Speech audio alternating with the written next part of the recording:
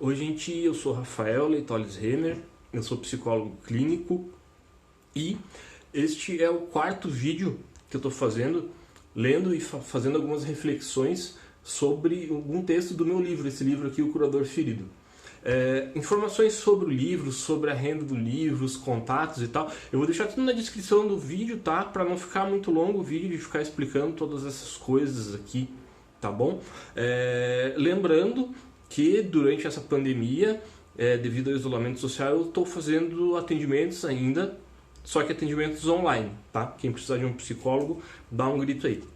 Hoje a reflexão é um pouco diferente, a gente vai refletir em cima da reflexão que um outro cara fez, o Arthur Schopenhauer, esse filósofo aqui. Essa é uma biografia dele que é muito bacana. Ele propôs a parábola do porco-espinho, isso em 1851, tá?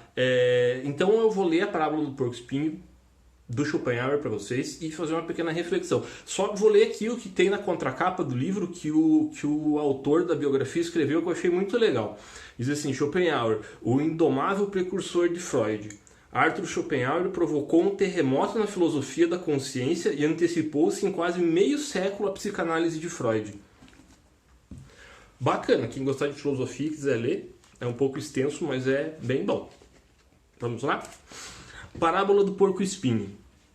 Em 1851, o filósofo alemão Arthur Schopenhauer expôs a parábola do porco-espinho.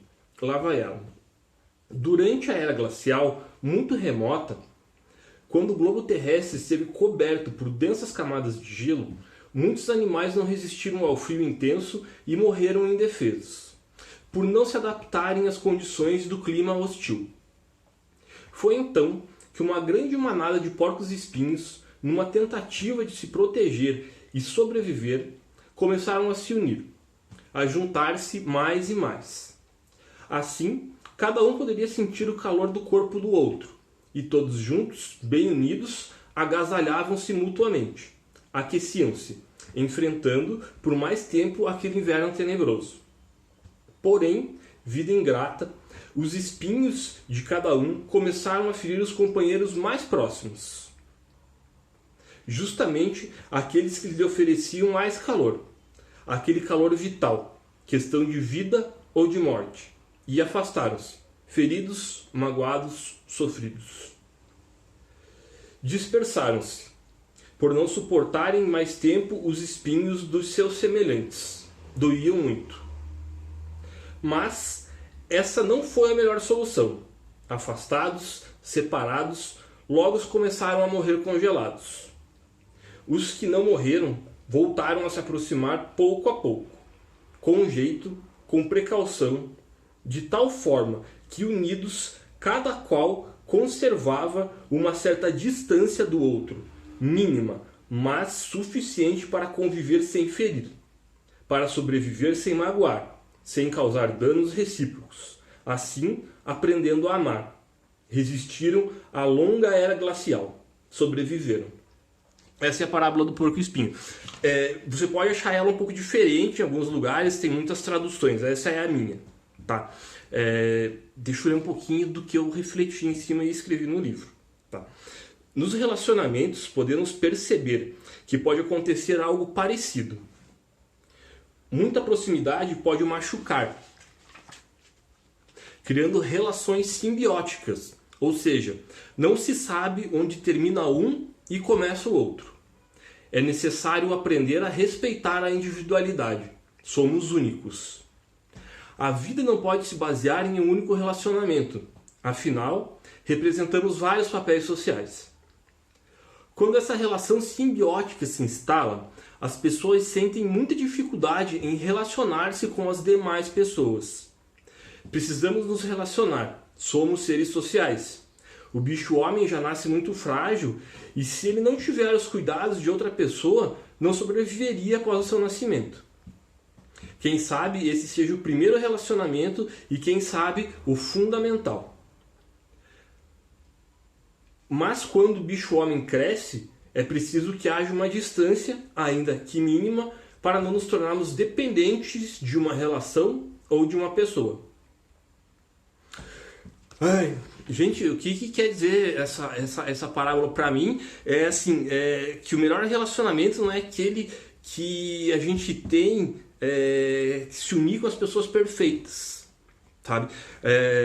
Mas aquele que a gente aprende a conviver com os defeitos dos outros e aprende a admirar suas qualidades. Eu acho interessantíssima essa parábola do Schopenhauer, porque fala realmente dessas distâncias e das distâncias mínimas que às vezes a gente precisa ter ou não ter, e da aceitação. Tem uma coisa de aceitação que eu acho muito legal, porque ao mesmo tempo que a gente precisa aceitar o espinho do outro, a gente precisa aceitar o nosso espinho. A gente precisa saber que a gente também tem espinho. Vamos nos colocar no lugar dos porcos espinhos que morreriam de frio se não se unissem, né?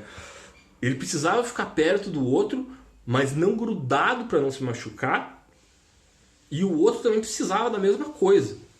Então é bom a gente pensar assim, que a gente se machuca com o espinho do outro, mas a gente machuca o outro com o nosso espinho também, né? Existe uma reciprocidade nisso, e é muito importante a gente admitir os nossos espinhos, porque eles também podem machucar assim como os espinhos do outro. E de repente a gente pode ressignificar muito dos espinhos dos outros pensando nos nossos próprios. Não é mesmo? É bem interessante a gente parar e refletir um pouco nisso, né? E descobrir o que de repente é mais importante. Uma coisa que eu ouvi essa semana de uma paciente minha: o que é mais importante no cuidado? É empatia ou é compaixão? Não sei se não tem um pouco dos dois, eu não consegui responder para ela também. Na verdade é uma discussão que ela está tendo com outra amiga dela, que também é profissional de saúde. As duas são profissionais de saúde e cuidam de pessoas, estão refletindo sobre o que é mais importante nesse trabalho de cuidado, se é empatia ou se é compaixão. Eu achei uma reflexão também muito interessante. Mas a gente podia parar para pensar um pouco nos porcos espinhos do Schopenhauer e pensar um pouco nisso, né? Que às vezes as feridas causadas pelos espinhos do outro, elas podem ser ressignificadas após uma distância, né? Eles se machucaram, se distanciaram, essa distância começou a matar eles novamente. Eles ressignificaram essas feridas, fizeram essas feridas cicatrizarem, se uniram novamente, mas nem tanto, tendo uma distância mínima, e isso ajudou eles a sobreviverem.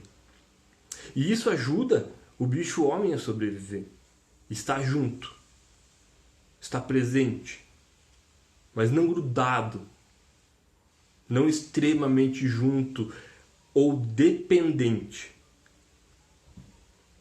Os porcos espinhos, na verdade, eles não dependiam um do outro, né? Eles precisavam um dos outros, mas reciprocamente. Eles faziam uma troca. E essa troca é muito importante nos relacionamentos. Não pode vir só de um lado. Tem que vir dos dois. E vamos pensar nos nossos espinhos. Criticar os espinhos dos outros é fácil, mas às vezes olhar para os nossos próprios é difícil, né? Tem um outro filósofo que diz que o pior cego não é aquele que não quer ver, é aquele que não quer ouvir, porque ele já é cego. Então às vezes é bom a gente ouvir o que a gente mesmo fala. Às vezes o que a gente fala do espinho do outro, se a gente ouvir o que está falando, muitas vezes a gente vai saber um pouco mais sobre os nossos próprios espinhos. Tá bom? Gente, um abraço, obrigado por me ouvirem e comentem aí o que vocês acharam dessa pequena reflexão, tá bom? Um abração, um beijo, até a próxima.